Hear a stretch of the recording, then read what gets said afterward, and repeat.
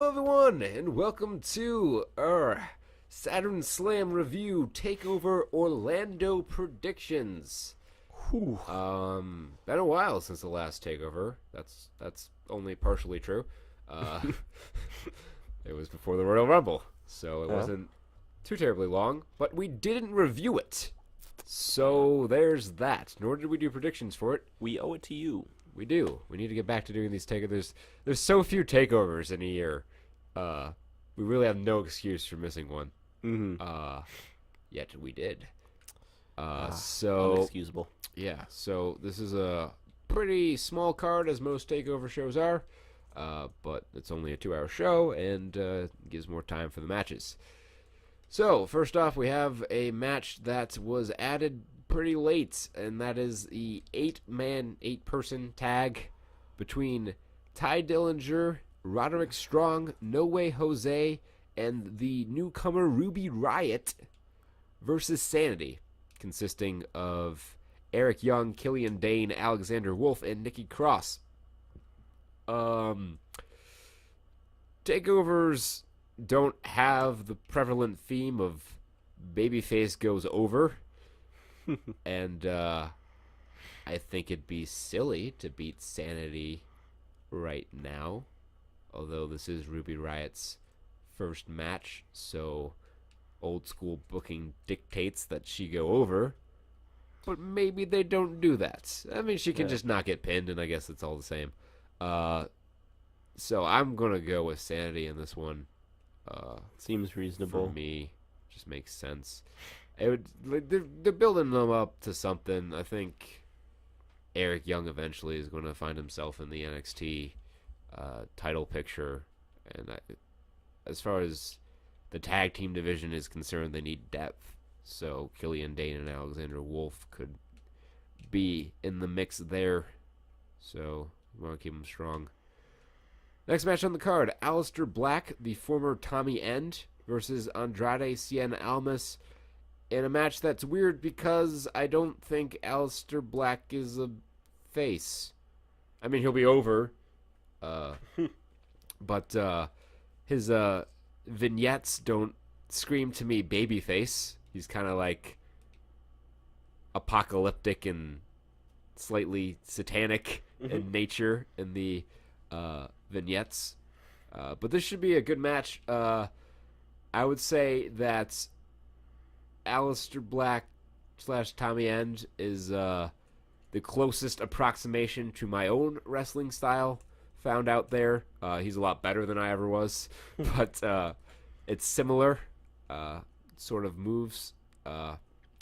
He's going to go over because it's his first match and it's a singles match. And Almas, who has been much better since turning heel, I'll give him that. He's having better matches that let him do more. I don't know if his matches are better or just there's more heat for it. Babyface. It's the kiss of death. It's a kiss of death. So that should be a pretty good match. That has a chance to steal the show. Match that will probably be the best match on the card, however, is this next match, which is the triple threat tag team elimination match for the NXT Tag Team Championships with the NXT Tag Team Champions, the Authors of Pain, Akam and Razor, versus DIY versus the Revival. It's an elimination match, so how I see this going is DIY and the Revival work together, take out the Authors of Pain, and then we get another DIY versus Revival match, which is never a bad thing. Yeah. I don't know much about the Authors of Pain. I mean, you just saw them win the tag titles the other takeover, didn't you? Or was it? You saw them. They debuted at Takeover the End. They laid out American Alpha. That was the show where with Balor and Joe in a cage. Okay. I think I remember that. Yeah. They're the big Middle Eastern looking dudes. Yeah. I mean, like, if I see a picture, I'll probably remember. Yeah. But DIY and the Revival are much more prevalent in my mind. Yeah. This one's tough because none of these teams usually in the Orlando, or not the Takeover before WrestleMania slot, it's obvious that some people are getting called up, and that influences the booking a lot. But I don't think any of these teams are due for a call up particularly soon. I mean, DIY and the Revival certainly are worthy of a call up, but I don't think that's in the plan right now. Uh, let's see. Heavy Machinery debuted. They're a babyface tag team. Sanity are heels. The Revival are heels. I don't know if it's more fitting to have. I don't think the offers of pain are keeping the tag titles. I'll just say that right now because there's not a whole lot more they can do with them other than like a Heavy Machinery feud. And they just debuted this week, so that's probably too soon for a title program. I would say DIY. I think DIY because looking at the card here, it's not going to be a great time for babyface challengers, champions. So that just it's not a strong pick, but I think DIY probably going to come away with it here. Yeah. Which Pretty brings close. us to Asuka versus Ember Moon. Asuka, I believe, has a longer winning streak, legitimately too, than Goldberg in his WCW days. She is yet to be beaten, and I don't know if I see that happening here. I don't know why it would happen. Unless she's getting moved to the main roster, and even then she could come up with the NXT title. I think she's more valuable unbeaten coming up to the main roster because they can play on that, and she can come up with the NXT Women's Championship, and they can just pull the same bullshit they pulled with Paige when she came up, and they're like, well, you got to give up one of them. Right. Well, I mean, she won the Divas title that night, but I don't know. Unless she's getting called up, I don't think she's losing, and I think Meltzer said that she's not coming up for a while, were his words. So to me, that means 2 or 3 months. I don't know. Maybe she shows up in the SmackDown Women's Title match at Mania. I'm not sure though. She'd have to be winning if she came in to that. Yeah. But all that being said, if they were going to have her drop the belt, this is probably the spot they'd do it in. She been champion for a year now. I mean, when Ember Moon debuted, I said to myself, if they're gonna beat Asuka with someone, it's probably gonna be her. Mm-hmm. But now that we're here, they've not really built her up like a killer by any means. She hasn't really done much. She hasn't had much in the way of memorable feuds or anything.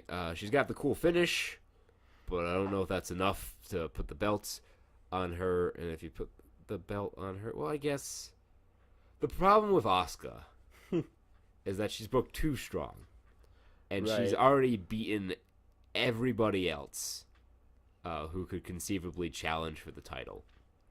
So you need someone who's built so beforehand. Yeah, you have. Well, I mean, to beat her, like you'll make a huge star out of Ember if you beat Asuka here, and then you can have some more believable feuds with some of the other people in line for the title. So from a booking perspective, if Asuka's hanging around for a while, maybe she drops the title here.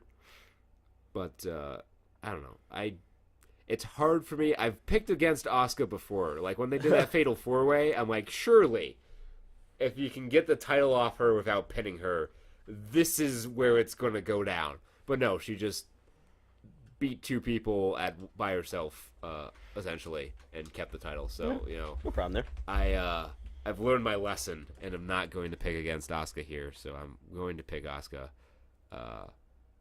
who really is a heel. I don't care what anyone else thinks. Just by virtue of... She's been booked as a heel for... She's never done anything babyface. She's never, cut a babyface promo. She's just beating the shit out of people indiscriminately. Yeah. And I'm super smiled strong. evilly. Yeah. Yeah, it's so funny to me that she's like booked like this fucking wrecking machine when she's so physically small. Yeah. But whatever, it's all in the booking. Bobby Roode versus Shinsuke Nakamura in a rematch for the NXT Championship.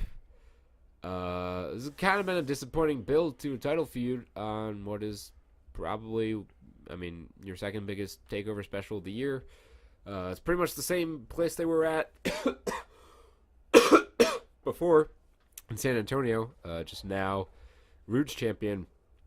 Shinsuke is coming up to the main roster. I have no doubts. He's going to be on one of the shows after WrestleMania. Hopefully SmackDown. I think they need the star power over there. And, I think he fits better in with that environment than he would Raw. But Raw tends to take all the good things for themselves, so it wouldn't shock me if he ends up on Raw. But he's going to end up on the main roster at some point in the next week here, so I don't think he's going to win the title back. Rude probably via shenanigans to retain and go on to feud with, I don't know, Hideo Itami, I guess. Keep it going with Bobby Roode. Cassius Ohno again? I don't know. Bobby Roode. So that's the card for Takeover Orlando. Should be okay. It should be pretty good. Takeover San Antonio was not a particularly strong card, but this one looks a little bit better, at least on paper. But they don't have the matches on paper. They have them in the ring. So we shall see. Tonight, as you view this, at 8, you can join us for the live stream. Peter will be a little bit late, but you'll have me there, and that's really what matters, isn't it?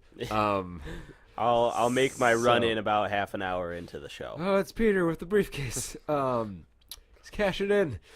Oh, speaking of, can we just make a quick note about running in with the ramp?